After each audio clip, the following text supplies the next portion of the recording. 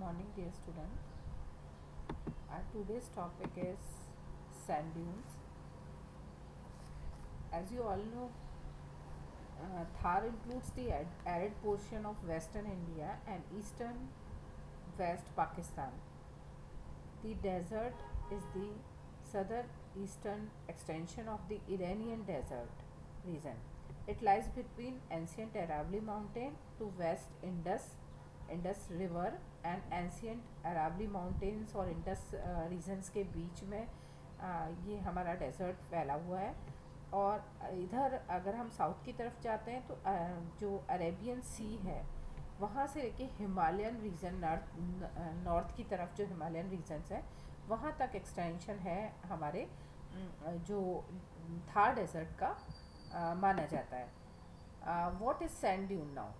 तो sand dunes जो है इनको हम साधारण भाषा में कह सकते हैं कि सैंड ड्यून्स जो है हिल रीजन है जो कि सैंड से बने हुए हैं, हिली सैंडी जो रीजन्स हैं। और ये एक्चुअली बनते हैं विंड के फ्लो से, यानी created by a series of winds, क्योंकि वहाँ पर लो प्रेशर बेल्ट्स हैं और उनके कारण विंड जो है वो तेज़ी से चलती है और रेत को अपने साथ उठा के लेके जाती है और सेटल करती है ड्यून्स की फॉर्म में। तो सैंड ड्यून्स क्या है? Because of the Thar is present in transition zone. Transition zone किस किस के बीच में ट्रांजिशन जोन है? मेजर विंड बेल्ट्स लाइक जो मिड लैटिट्यूड हमारे साइक्लोन्स चलते हैं उनसे मॉडरेट अमाउंट में जो विंड्स हैं वो वहाँ डेवलप होती हैं, जिसके कारण ये जो है मॉनसून सर्कुलेशंस तो वहाँ नहीं आते हैं, बल्कि वहाँ पर जो ड्राई विंड्स हैं वो जो है रेत को जमाती रहती है तरीके से। और ये हॉट डेजर्ट्स जो हैं ये हमारे, आपको पता है कि नर्दर्न रीजन में कितने स्क्वायर किलोमीटर, करीब 120 स्क्वायर किलोमीटर्स के एरिया में ये एक्सटेंडेड है हमारा थार रीजन जो है। अब जनरल एस्पेक्ट्स की बात करें तो यहाँ पर हमको इंटर मिंगल जो क्लाइमेटिक कंडीशंस मिल रही हैं, एंडलेस सी है हमारा सैंड का, और उसके अंदर थोड़ी बहुत वेजिटेशंस मिलती हैं। और यहाँ पर बेसिकली शिफ्टिंग सैंड ड्यून्स ज़्यादा मिलते हैं हमको because of the flow of air current. तो सैंड ड्यून्स आप समझ गए, सैंड ड्यून्स जो हैं ये धौरों को कहा जाता है हिंदी में।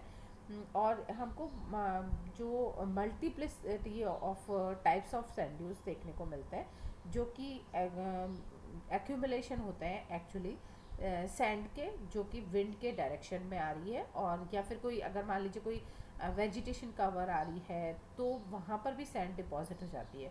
तो उसके बेसिस पे हम सैंड ड्यून्स को टू टाइप्स में डिवाइड करते हैं, बेसिकली सिंपल सैंड ड्यून्स और दूसरा होता है हमारा कॉम्प्लेक्स सैंड ड्यून्स।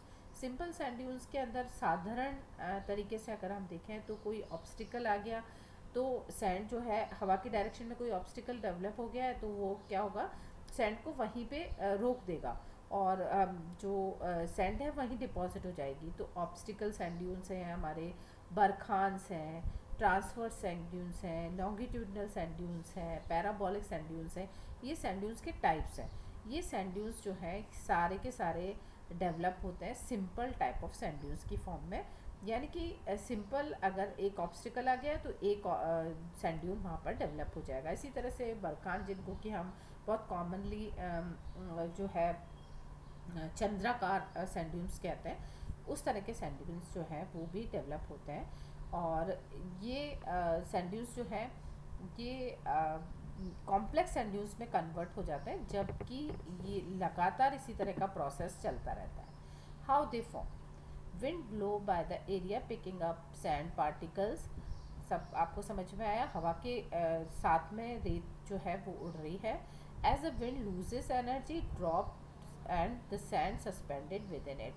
जब हवा की जो वेग है उसमें कमी आ गई, एनर्जी लेवल में कमी आ गई, तो सैंड वहीं पर ड्रॉप हो जाती है और वहाँ पर एक ड्यून बन जाता है। Over a long period of time कुछ सैंड ड्यून्स जो हैं लगातार सेम डायरेक्शन में एयर फ्लो के कारण डेवलप होते रहते हैं और काफ़ी पुराने और स्टेबलाइज हो जाते हैं। तो इस तरह के सैंड ड्यून्स जो है वो लंबे समय तक लगातार एक ही डायरेक्शन में हवा से जैसे कि ये नॉर्मल विंड आपको यहाँ दिखाई दे रही है और ये increase wind during the storms condition. तो वो ड्यून्स को दोनों तरफ ड्यून डेवलप कर रही है, बीच में ये हवा के निकलने का एक पैसेज डेवलप हो गया है। तो ये डायग्राम्स आपको बता रहे हैं कि कैसे किस तरह से विंड डायरेक्शन आ रही है और विंड डायरेक्शन के क्रॉस सेक्शन में आपको यहाँ पर सैंड ड्यून्स का डेवलपमेंट दिखाई दे रहा है। Now the first type of sand dune that is called barchan sand dune. ये horseshoe shaped sand dunes होते हैं, है ना। इनको हॉर्स शू शेप्ड इसलिए बोलते हैं क्योंकि ये इस तरह से डेवलप हो रहे हैं, शू की शेप में, सी या क्रिसेंट की शेप इनको कहा जाता है। क्रिसेंट शेप में जो हवा की डायरेक्शन है, विंडवर्ड डायरेक्शन जिसको हम कहते हैं, वो कॉन्वेक्स होती है, और जो दूसरी साइड है जहाँ पर की रेती ड्रॉप हो रही है that is called levered side, और वो कॉनकेव साइड होती है।